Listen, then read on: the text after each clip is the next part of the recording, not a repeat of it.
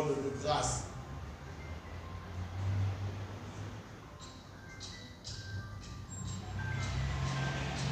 Quel est l'impact de cette adoration?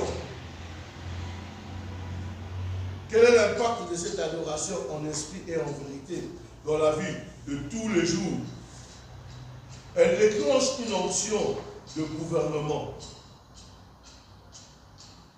Quand tu adores quotidiennement dans ta maison, tu satures ton atmosphère de la réalité du ciel. Amen. Quand tu adores à chaque instant dans ta vie, tu satures, donc tu remplis l'espace que tu occupes de la présence de Dieu.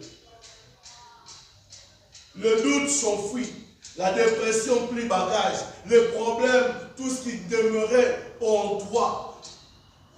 Laisse la place à Dieu. Pourquoi? Parce que Dieu vient tabernacler, Dieu vient placer son trône en toi. Dieu vient placer sa Shekinah. Dieu vient manifester sa doxa dans ta vie. Et là, le poids de Dieu se met sur toi. Dis-moi un peu, quel est le problème qui peut peser plus que Dieu?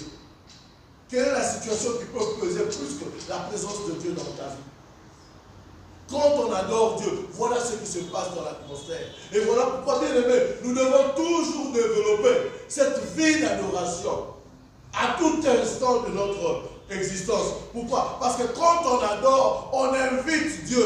Dieu siège au milieu de la louange, au milieu de l'adoration de son peuple. Parce que quand tu adores Dieu, comme je l'ai dit, tu te prosternes, tu laisses, tu remets ta situation entre les mains de Dieu. Tu dis que non, je ne suis pas capable, mais toi, tu es capable à ce moment-là. Tu te prosternes face à sa majesté.